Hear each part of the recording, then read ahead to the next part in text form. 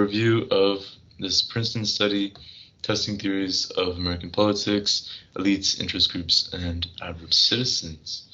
Okay, so prior related research failed to explicitly assess the impact of such variables such as the preferences of wealthy individuals or the preferences and actions of organized interest groups, which may independently influence public policy, while perhaps previously being positively associated with public opinion.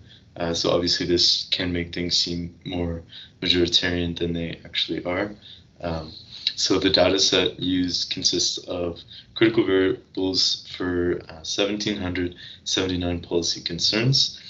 There was a multivariate analysis which suggests that whereas common citizens and mass-based interest groups have little to no independent influence on U.S. government policy, economic elites, on the contrary, and corporate interests have significant independent influence. So there's four theories that are being tested. So we have majoritarian electoral democracy, and then I'm just going to give a quick definition. So it's just, as the name implies, it refers to an electoral system in which majoritarian representation is achieved by applying the sort of winner takes all principle. So, in other words, the candidate with the most votes wins the seat, right? Now, we also have economic elite domination, and intuitively, like the name suggests, according to this theory, a minority of members of the wealthy elite and networks that shape public policy will hold the majority of the power, and this influence is unaffected by democratic elections, right? So, we may say the majority can decide who might be president in the US, but the policies that are actually being implemented doesn't matter of which, right? And so then we have pluralism. So we're going to have biased and majoritarian pluralism. So pluralism is the acceptance and affirmation of maybe like diversity within a political body, right? So you can have two groups coexisting. This is known as pluralism as a political theory, and is seen to allow for like peaceful coexistence of various interests, convictions, lifestyles, etc. So the distinctions between biased pluralism and majoritarian pluralism.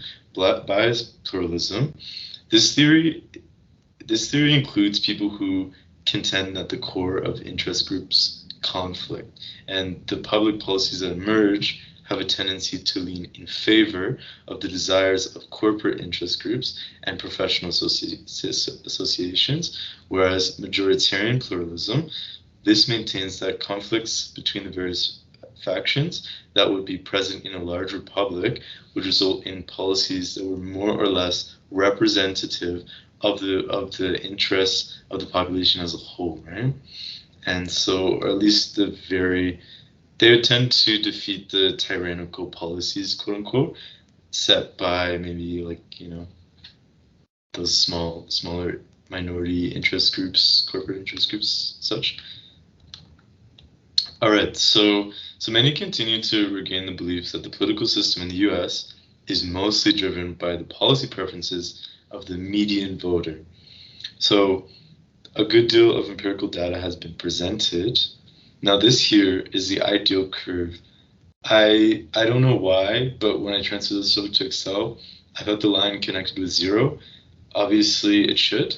So, if 10% of people support it does, yeah, it's just not showing for some reason. But so, if 10% of people support a policy, there should be a 10% probability of that coming in. If there's a 60% support rate of that policy, 60% probability of that policy being implemented, right? Which makes sense under a majoritarian democracy, right? So, however, with this data, the results do not support the ideas of a majoritarian electoral democracy or majoritarian pluralism.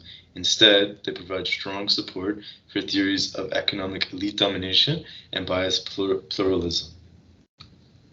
So here is what we see with the average citizen's preferences. Now this graph is just a screenshot from the Princeton study. I didn't make this one, the previous one, right? I just replicated what they made, but this one here they made. It's just a screenshot. So right here we can see no matter of what percentage of people support it, of the average citizen. So this includes the bottom 90% of income earners. No matter what percentage of them support a policy, it can be 100% or it can be 0%. Regardless, the probability of that policy being implemented is going to be 30%, right? So obviously this would be very upsetting to many people because it'd be like, oh, well, my vote matters, right? But this may suggest otherwise.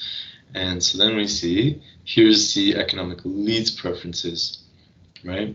So it's kind of an interesting curve, but what you can see is it's much closer to that ideal likelihood of policy implementation, right? That's what we want to see, but we see the economic elites have their graph more close to that, but the average citizens far from that.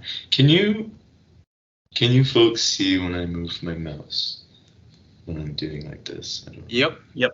Oh, okay, perfect. Yeah. So, all right. So then we have to ask why this may be, right? And so the article hypothesizes / theorizes that it is plausible that since the Constitution was written by those in power who were at the extremes of those who controlled the wealth / capital, and just as a distinction, right, like I want to be clear, capital being those assets that are generating more income, right? So like, the slave owners, the farm owners, the factory owners and such. And they were also persuaded, so those writing the Constitution would also be persuaded by those groups at the time of writing, right? So that's what the group from Princeton hypothesizes, as theorizes, why this may be occurring today. And also, it's important to note that modern participatory government inherently includes lobbying. In the US, this is not only lawful, but it's also protected in the Constitution. So the First Amendment and the Lobbying Disclosure Act of 1995 and the fundamental need for engagement in our democratic environment all provide legal protections for the freedom to lobby in the United States, right? So here I just wrote that lobbying is constitutionally considered just a form of petition, right? But obviously they get quite a significance of weighting.